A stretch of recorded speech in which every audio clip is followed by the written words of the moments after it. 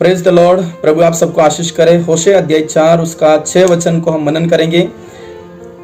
मेरे ज्ञान के न होने से मेरी प्रजा नष्ट हो गई। तूने मेरे ज्ञान को तुच्छ जाना है, इसीलिए मैं तुझे अपने याजक रहने के अयोग्य ठहराऊंगा। इसलिए कि तूने अपने परमेश्वर की व्यवस्था को तज दिया है, मैं भी तेरे बाल बच्चों को छोड़ दूंगा। प्यारो, परमेश्वर अपने ज्ञान को पहला स्थान रखता है और ये ज्ञान उसकी संतान जाने, उसके याजक जाने और उनके बच्चे जाने और इस ज्ञान को के ऊपर चले। लेकिन प्यारो क्या हुआ, इस्राएली जाति को बार बार परमेश्वर ने व्यवस्था दी, नबियों के द्वारा, भविष्यवक्ताओं के द्वारा और अपने दास मूसा के द्वारा व्यवस्था दी। तो ये प्रजा ने बार बार इस ज्ञान को ठुकराया और इस ज्ञान को तज कर छोड़कर अन्य काम करने लगे। जैसे कि इस्राएली जाति व्यभिचार में पड़ी, मूर्ति पूजा में पड़ी और अन्य देश के वहां रिश्ता किया, विवाह किया और जो कि परमेश्वर ने उनको मना किया था। तो परमेश्वर ने उसको सीधा वार्निंग किया, मेरे ज्ञान को तुच्छ जाना है तो नष्टता आई है, नाश हो गए हैं और अब उनके जीवन में विनाश आया है। बीमारी, महामारी, पीड़ा, मौत बढ़ गई है और उनको परमेश्वर ने छोड़ दिया, याजक के पद से हटा दिया। अब वो कितने भी दुहाई दे, परमेश्वर उनको छूनेगा, उनकी सुनवाई नहीं करेगा, उनकी प्रार्थनाएं अनसुनी करेगा, क्योंकि वो ज्ञान के अधीन नहीं है, सिर्फ बाहरी आडंबर है। हालेलुया। और परमेश्वर ने उसको साफ वार्निंग दिया कि मैं तुझे छोड़ दूंगा, तज दूंगा, तुझे याजक के पद से हटा दूंगा और तेरे बाल बच्चों को भी छोड़ दूंगा।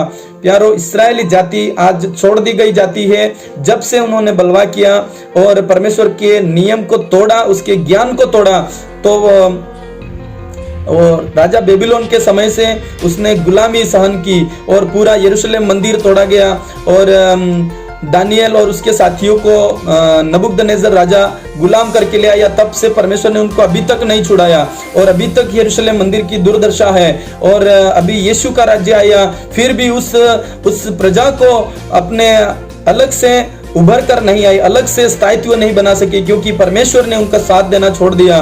प्यारो, हालेलुया। वचन कहता है मैं तेरे बाल बच्चों को भी छोड़ दूंगा। एक ज्ञान को ठुकराना, परमेश्वर के वचन को ठुकराना और सिर्फ छोटी छोटी बातों को लेकर प्रभु में प्रफुल्लित होना परमेश्वर नहीं चाहता है। परमेश्वर चाहता है कि उसके ज्ञान को जाना जाए, क्योंकि उसका ज्ञान खुद परमेश्वर है। वचन उसके ज्ञान को प्रकट करता है और यही वचन परमेश्वर है और यही वचन यीशु मसीह के रूप में प्रकट हुआ। एक और वचन है यूहन्ना 8 उसका 32। यीशु ने कहा है, तुम सत्य को जानोगे और सत्य तुम्हें छुड़ाएगा। यीशु भी यही चाहते थे कि सत्य जाना जाए, ज्ञान को जाना जाए, परमेश्वर को जाना जाए। परमेश्वर स्वयं ज्ञान थे। एक तरफ आदम और हवा थे और एक तरफ परमेश्वर था, जो ज्ञान था, जो वचन था। और परमेश्वर चाहता था कि ये दोनों मिलकर परमेश्वर को जान ले, ज्ञान को जान ले, सच्चाई को जान ले, स्वर्ग को जान ले। लेकिन उन्होंने परमेश्वर को छोड़कर, उसकी आज्ञा को छोड़कर खाना के बात को पहला स्थान सोचा, समझा और किसी के बहकावे को अपने मन में जगह दिया और वो डाइवर्ट हो गए, परमेश्वर के खिलाफ हो गए और ये दोनों भी छोड़ दिए गए। इसके बाद परमेश्वर ने चाहा, बार बार उसकी संतानों में से अब्राहम अलग हुआ और उसकी आज्ञा के साथ चला, उसके ज्ञान को रखा और उसने कई गुप्त बातें को जानता था। इसीलिए परमेश्वर चाहता है कि हम किसी भी बहकावे में ना आए, हम वचन को पढ़ें, हम परमेश्वर की सच्चाई को जाने, जिससे हमारा जो इस धरती का जीवन है इतना बेहतर हो सकता है। तो अगर हम परमेश्वर के ज्ञान के अधीन हो जाए तो हम कितना बेहतर हो सकते हैं। प्रभु महान है और वो अपने पुत्रों से कुछ भी छुपाना नहीं चाहता। जैसे एक पिता का जितना भी प्रॉपर्टी होता है वो सब अपने पुत्र का होता है। तो इसीलिए परमेश्वर चाहता था कि मनुष्य से कुछ भी नहीं छुपाया जाए, तो उसने वो प्रकटीकरण ज्ञान में कर दिया, वो प्रकटीकरण वचन में कर दिया, ताकि वो वचन को जैसे जाने वो परमेश्वर को ही जाने। इसीलिए यीशु इस दुनिया में थे तब उन्होंने बार बार किया कि मैं पिता के अधीन हूँ और पिता मुझ में काम करता है और मैं जो कुछ भी करता हूँ पिता को प्रसन्न करने के लिए करता हूँ। हालेलुया। प्यारो, हम इस अंतिम समय में हैं। आप बहुत सारे ज्ञानवान हो जाए इस पृथ्वी के ऊपर, टेक्नोलॉजी हो, साइंटिस्ट हो और पॉलिटिक्स हो और जॉब, नौकरी, सर्विस हो, जो कुछ भी हो आप उसमें आगे बढ़े। लेकिन परमेश्वर का ज्ञान अगर आपके अंदर बसता नहीं है, आपका ध्यान उधर जाता नहीं है, तो कहीं ना कहीं नुकसान के लिए जिम्मेदारी है। हमारे बच्चों को परमेश्वर छोड़ देगा, हमें परमेश्वर हटा देगा। इसीलिए हम चाहे कि हम परमेश्वर के अधीन हो जाए। फिर इस्राएली जाति कई वर्षों से गुलामी में है, वो दूसरों के अधीन है, अपना खुद का वर्चस्व नहीं बना पाई है क्योंकि परमेश्वर ने इनको छोड़ दिया है। हालेलुया। और वो बड़े संकट में पड़ने वाली है। यीशु गुप्त आगमन में आएगा, तब भी उस जाति की सुधि नहीं ली जाएगी। और यीशु अपने लोगों को जिसके ऊपर जिन लोगों ने यीशु के ऊपर भरोसा किया है उनको ही यीशु गुप्त आगमन में रैप्चर में लेके जाएगा। और 7 साल के संकट में और भी ये इस्राएली जाति पड़ेगी। और जो इस ज्ञान के कारण इस्राएली जाति में से जो लोग इस ज्ञान को रखेंगे, जो कि उनकी व्यवस्थाएं हैं उसको रखेंगे, उसके लिए अपने आप को घात करेंगे 7 साल के संकट में, तब जाकर उनको स्वर्ग का जो अनंत काल का राज्य है वहां पर उनको जाने का मौका मिलेगा। इसीलिए जो यीशु को जानते हैं और जो नहीं जानते उनको भी यीशु को जानने के लिए अभी समय है। और चाहते हैं कि आप यीशु को व्यवस्थित जानो। उसने सिर्फ छोटा छोटा काम ही नहीं, उसने सब कुछ का प्रकटीकरण किया है और एक एक को मनुष्य के लिए उसने पूरा किया है। इसीलिए क्रूस के ऊपर मरने से पहले यीशु ने कहा अब सब कुछ पूरा हुआ है।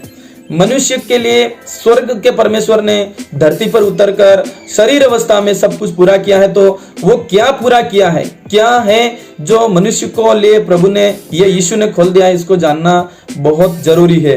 प्रभु का नाम महिमा पाए। कुछ ही समय में यीशु इस अनुग्रह के समय में आने वाला है। तो हमारी तैयारियां क्या है? इस पृथ्वी के ऊपर बहुत सारी उन्नति हो गई है और टेक्नोलॉजी डेवलप हो गई है, लेकिन हमारी आत्मा की क्या तैयारियां हैं? हमारी आत्मा में हमने पवित्र आत्मा को की अगुवाई में वचन को जानना, पवित्र आत्मा की अगुवाई में यीशु को जानना, पवित्र आत्मा की अगुवाई में भविष्यवाणी की पुस्तकों जैसे दानियल की पुस्तक है, प्रकाशित वाक्य की पुस्तक है, उसको जानना हमें बहुत जरूरी है। क्योंकि प्रभु ने वेदों में रहस्यों में स्वर्ग के राज्य को प्रकट किया है। बाइबल कहती है यीशु स्वर्ग के राज्य को पृथ्वी पर बताने के लिए कई दृष्टांतों का, भेदों का, दर्शनों का उपयोग करते थे। तो जैसे जैसे हम उसको जानेंगे हमारे जीवन में परमेश्वर का सामर्थ्य, परमेश्वर की आग, परमेश्वर का विश्वास, परमेश्वर का तरफ हमारी बढ़ोतरी को मजबूत कर देगा। हालेलुया। इसीलिए प्यारों, इस दुनिया में छोड़ दी गई लोगों के अधीन या उनके ऊपर बीमारी राज करती है, शैतान राज करता है, परेशानी राज करती है, लड़ाई झगड़ा, पाप और श्राप और अंधकार। और यीशु ने इन जुगों को तोड़ा है, यीशु ने इन बोझ को तोड़ा है। इसीलिए आप विश्वास करें और आप जानिए। और आपके अंदर के शरीर में, अंदर के संसार में जो कुछ भी बाधा है, जैसे कि मन भटकता है, आंखें कुदृष्टि डाल की ओर जाती है, कान गलत गलत सुनते हैं, मुंह गलत गलत बोलते हैं और पैर गलत चाल चलते हैं, तो इसी के लिए परमेश्वर ने शास्त्र दिया, इसी के लिए ज्ञान दिया कि हम इस शरीर अवस्था में मन, हृदय और आत्मा और शरीर की अवस्था को चलाने वाला कोई रास्ता हो, कोई मार्ग हो, कोई उजियाला हो, तो उसी को ही लोग त्याग देंगे तो फिर किस पे चलेंगे? वही है परमेश्वर की नजरों में त्यागना या रास्ता छोड़ देना और वचन को छोड़ देना या रोड को छोड़ देना और गलत ट्रैक पर चले जाना। इसीलिए प्यारो, परमेश्वर चाहता है कि ट्रैक बताए, रास्ता बताए, वचन बताए।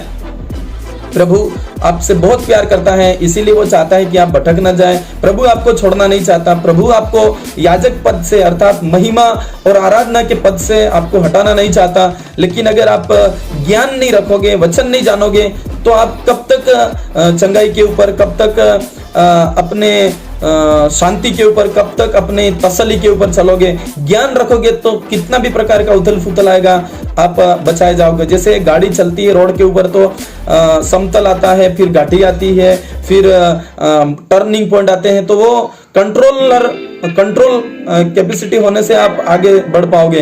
तो थोड़े समय का है चंगाई, थोड़े समय का है इस दुनिया का सुख, लेकिन सदा काल का सुख है वचन, सदा काल का सुख है स्वर्ग का परमेश्वर, स्वर्ग का यीशु।